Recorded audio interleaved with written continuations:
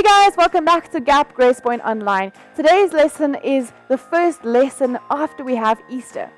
This is a story about the people who started the church. Each of us gathers today in our homes as our own form of church. But we're all still part of the church. We are one church in many homes, in many places. And so as we learn about the people who started the church today, we remember that each of us is part of carrying on the church. Let's have a look at our story today.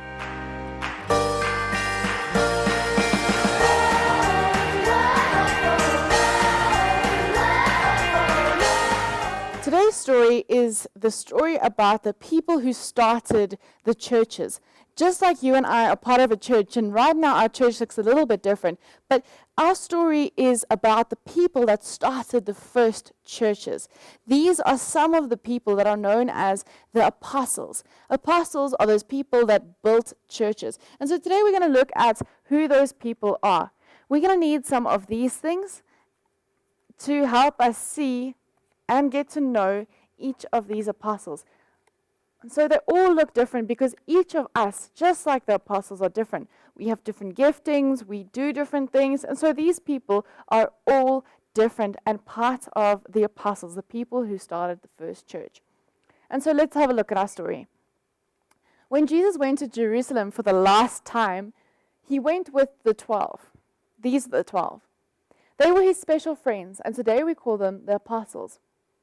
On the last Thursday of the week, they met in an upstairs room for a meal. And it was their last meal together. When Jesus told them that he would always be with them and us, when we share the holy bread and wine, they didn't quite understand, but they remembered. But something happened just before they shared the holy bread and the wine. Jesus said, "Someone sitting at this table will betray me."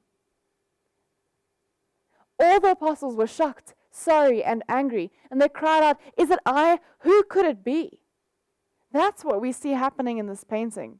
They're all asking, "Is it I? Who could it be?" And so these are the symbols of the apostles.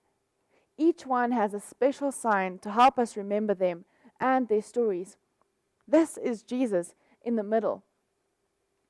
And the apostles are in three groups, or groups of three, around Jesus, sitting at this table.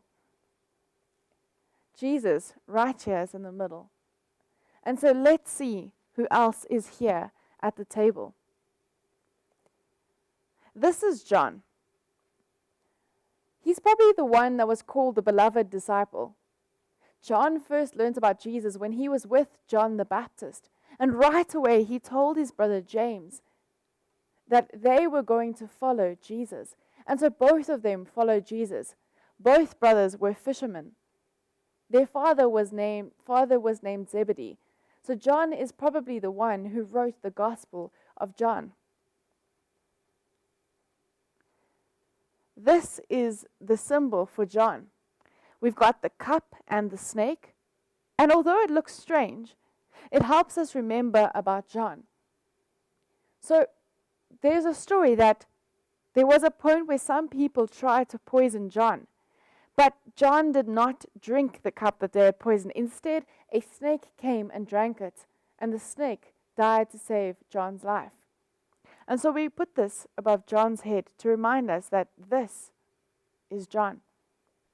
Stories say that John was the only apostle who was not killed. Instead, he died on an island where he was an old man, full of years. Let's see who else we have around this table. This over here is Peter. Peter is leaning over to see Jesus, but he's not sitting directly next to Jesus. That's John. But this is Peter. Peter looks angry now, but later on he became more peaceful as the years went by. Peter had heard about Jesus from his brother Andrew, who was with him and with John the Baptist. He is sitting next to his brother, but it's hard to see because of the person that is leaning forward. And so let's have a look at what symbol is for John. See how these two look very similar. we can see that they are brothers. The sign of Peter is this one. It is 2 crossed keys and an upside down cross. Jesus at one time said that Peter would be the rock on which he would build the church. And then he gave Peter the keys to the kingdom. That's why he has the keys.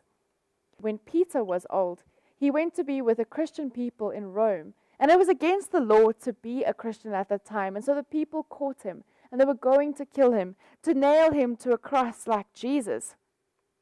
But when they were about to crucify him, Peter asked for them to crucify him upside down, because he was not worthy to be killed like his Lord, like Jesus. And so they did as he asked, and they crucified Peter upside down. That's why the cross here is upside down. Next we have Judas. Do you see how in his hand he's got something? That is the bag of silver coins, 30 coins. And that's what he used, and that's what he was paid to betray Jesus. That's what he was paid to show the soldiers who Jesus was when they went to arrest him in the Garden of Gethsemane. Sometimes Judas's shield is a black shield, or sometimes it looks a bit like this, showing us the coins and the rope that ended up with the death of Judas. This is Judas right over here. I wonder who we have next. If we look at this, we've got the 12 disciples. But remember, there were 12 apostles. Judas left as part of them. And so we have Matthias. Matthias joined the apostles when Jesus continued his ministry in heaven. And so we have the shield of Matthias. On the other side of Jesus, we have 3 other apostles. We have Thomas, James, and Philip. I wonder who you think would be Thomas in this. Well, this over here is Thomas. Now, Thomas is often described as doubting Thomas. See, he's leaning behind James, trying to see the face of Jesus, even though James is actually sitting next to Jesus.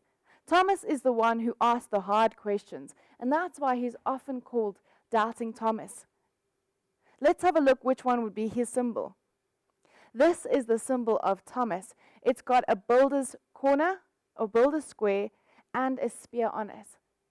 This is what the builders used to use to create the corners on buildings. And so as Thomas went to India to tell people the story of Jesus, he began to build the church in that part of the world. And later he was killed in India for telling the story of Jesus. Then we've got James over here. Now James is sitting next to Jesus. His brother is John on the other side. And he, like his brother, was a fisherman, just like Peter and Andrew. They worked for their father Zebedee. James learned about Jesus from his brother John, who learned about him when he was a disciple of John the Baptist. And the 2 brothers, James and John, together with Peter, made up the inner circle of Jesus, the very close friends of Jesus. Those were the inside group. And so they were there when Jesus was praying on the mountain. And they were there when he was praying in the garden. And I'm afraid they were the ones that fell asleep 3 times in the garden. The sign of James is this one. It has 3 shells on it. He was the first apostle to be killed. King Herod Agrippa I had him executed. And this is why sometimes a sword is shown on his symbol. This is the symbol of James. And then we have Philip. He was there when Jesus fed 5,000 people. They were there and were hungry for the truth about life, and Jesus told them, the truth is that people need each other and they need to love one another. Jesus shared a little bread and fish with all those people to show them in a way that they could understand and keep thinking about this. Jesus was like that. The sign of Philip has the 2 loaves on it to remember that on that day, so much bread became so much that 5,000 people could be fed. To remind the people that we had to love one another and take care of them. And now we go back to the other side of the table. Right at the end, there's 3 other people. We've got Andrew, James the Less, and Bartholomew. This is Andrew. See how he looks like his brother? Andrew, we know, is Peter's brother. See how he's sitting near Peter.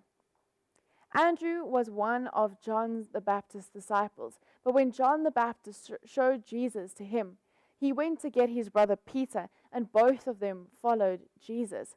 Both Andrew and Peter were fishermen. Many centuries ago, the people in Scotland liked Andrew so much that they made him the patron saint of Scotland. If you ever go there, you'll see this sign. This is a cross that looks like an X, and normally it has a blue background. The reason it has the cross looking like an X is because this is how he died. This is how Andrew died, on the shape of a cross like an X. And this is Andrew. Next we have James the Less, and this is his sign, the saw, because he was sawn in half. He was sawn and killed by being sawn in half for telling the story of Jesus. Kings did not like to hear the story of another king, even though Jesus was a different type of king. And finally, at the end of this table, we have Bartholomew. Bartholomew was a bit different. His name means son of Ptolemy. He was told about Jesus by Philip, after Jesus told Philip to follow him. And so his sign is the sign of the knives, because that's how he died when he told the story of Jesus to people who did not understand. That is the sign of Bartholomew. At the end of this table, we have the last of the 3. We've got these 3. At this table, we've got the last of the group of 3. And so these are the last of the 3 apostles who make up the 12 apostles. This is Matthew, Jude, or Thaddeus, and Simon the Zealot. Can you guess which one Matthew is? This is Matthew. He was a tax collector from Capernaum until Jesus called him. Matthew followed Jesus and later wrote down his story. This is called the Gospel of Matthew, and this is the first book in the New Testament. I wonder which one is Matthew's symbol. Which one do you think it is? This is the symbol of Matthew, the bags of money, to remind us that he was a tax collector before he found Jesus, and later he found peace. At first he was hated by the people for collecting the taxes, but when he found Jesus, he followed the mission of Jesus. And then we have Jude, or Thaddeus. His name almost sounds like Judas, and it's next to the last book in the New Testament, which may be a letter by Jude. His symbol is a ship that is sailing because he sailed across the sea to tell the story of Jesus. And later, and last, we have Simon. Simon was a fighter for his people and for God's law, and so he was called the Zealot. He was also a fisherman. The symbol of Simon is a fish and a book, because the fish helps us remember that he was a fisherman, and the book reminds us about the truth, the book of truth, which we later know as the Bible, which is the story of Jesus written down. This then must be the sign of Matthias, who then replaced Judas. These are the 12 apostles, and these are their symbols. They are important because they help us get to know who the people are who started the first church. Our church looks a bit different today, but the story is important because we remember that these are the people who Jesus chose to start their church. Jesus chooses each of us in order to carry on the church, even though it looks different. Now I wonder, which of these 12 did you like the best? Perhaps it is Simon or Matthew or Peter. Maybe it's Matthias. Maybe it's Judas. Maybe it's Bartholomew. But I wonder which one of these is the most important. I wonder who is the most important. Just like you and I, who is the most important?